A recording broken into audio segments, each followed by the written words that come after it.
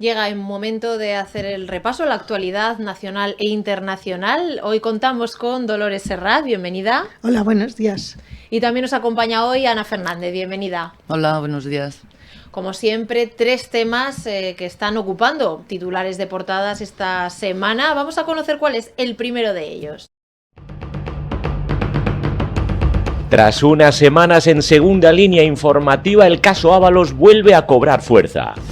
La Vanguardia. El Congreso votará el suplicatorio de Ábalos el 22 de enero. El País. Un paso más en la imputación de Ábalos. El Congreso tendrá que votar si levanta la inmunidad. El Plural.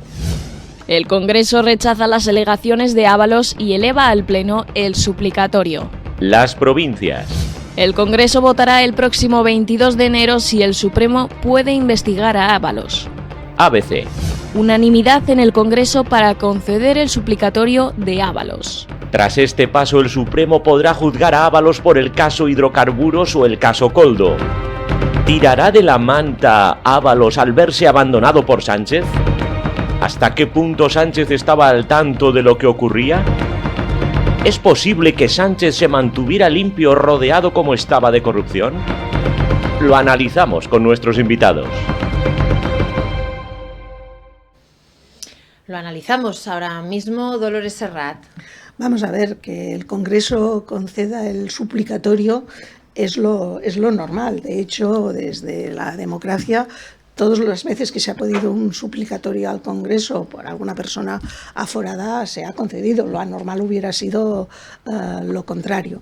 Cuestión distinta es que el Tribunal Supremo de momento no va a juzgar, de momento va a seguir investigado. Ábalos tiene la condición de investigado y el suplicatorio lo que va a permitir es que el Congreso inicie la condición de investigado y lo pueda investigar. No lo podía investigar un juzgado normal porque es una persona aforada y por lo tanto Ábalos sigue contando con el tema de la presunción de inocencia y por lo tanto también el derecho a defensa y su comparecencia ante el Congreso para presentar sus alegaciones, que después ha presentado en un escrito de 80 y tantas páginas, entra dentro de ese derecho de defensa, pero él mismo ha declarado que era consciente de que no iba a servir para frenar el suplicatorio.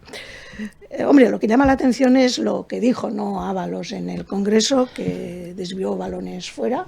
Todo era una persecución de la derecha y la ultraderecha, compinchada con la UCO y también con los jueces que están haciendo una investigación prospectiva. Esa fue la palabra que utilizó y es como si lo que se estuviera investigando es hacia adelante en lugar del análisis retroactivo de los hechos que ocurrieron y que saltaron a la luz pública a partir de febrero del año pasado.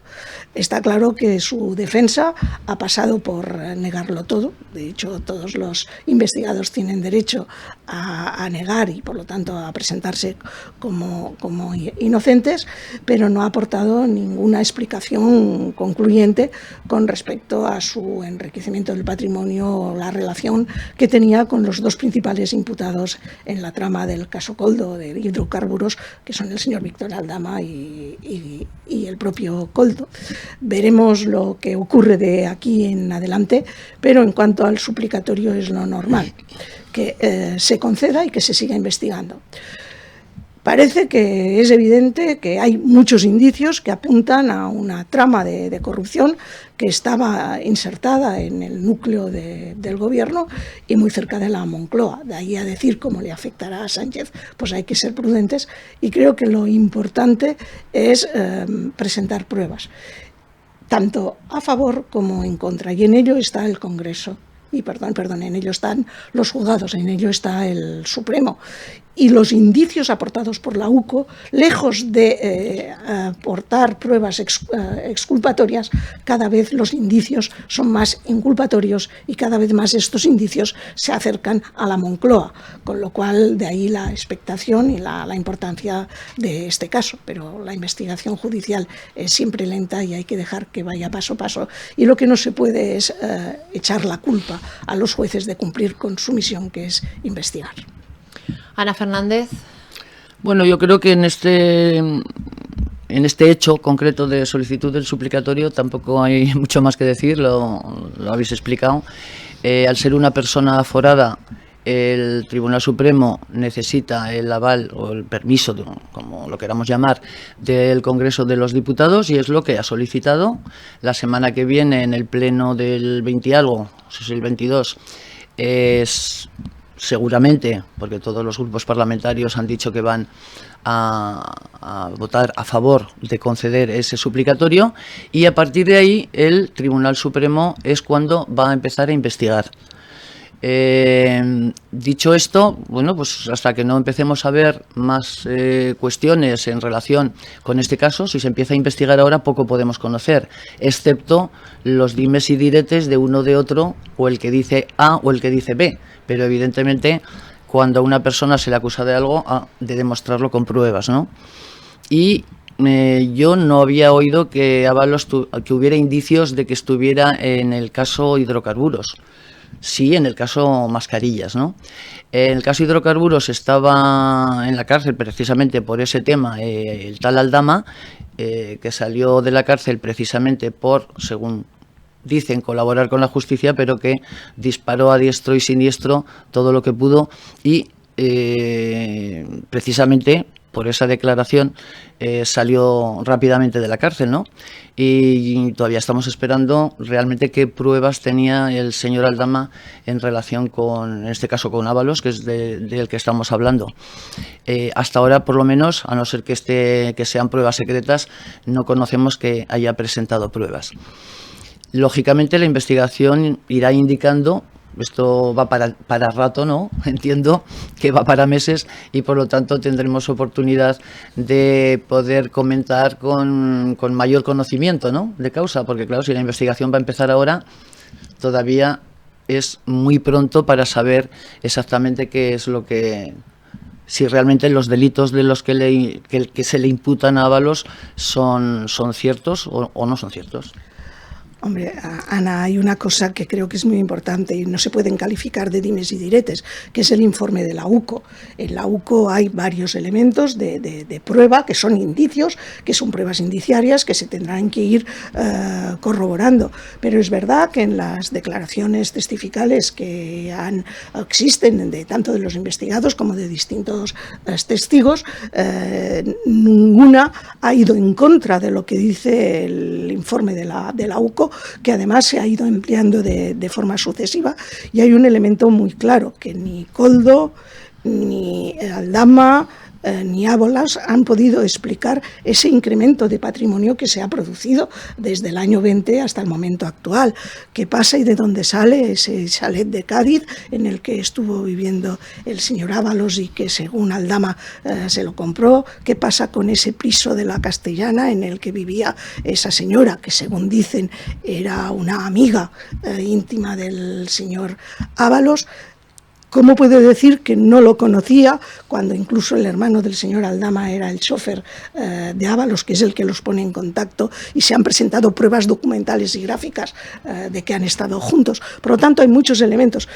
Yo en los temas de justicia me gusta mucho ser prudente y dejar que los tribunales investiguen, pero en estos momentos hay más que indicios suficientes para demostrar o para pensar que algo ocurrió y que debe de ser investigado. Y como hemos dicho en otras veces, el problema es que en esos momentos la corrupción estaba por lo menos los indicios de corrupción estaban en el seno del gobierno. Y no hay que olvidarse que el señor Ábalos era el número 2 del Partido Socialista y en íntima relación con el señor Sánchez. Y hay otro elemento que da que pensar. Cuando se destapa el caso Koldo, el caso Mascarillas, el señor Ábalos, que era ministro, lo cesan de ministro y se queda de diputado.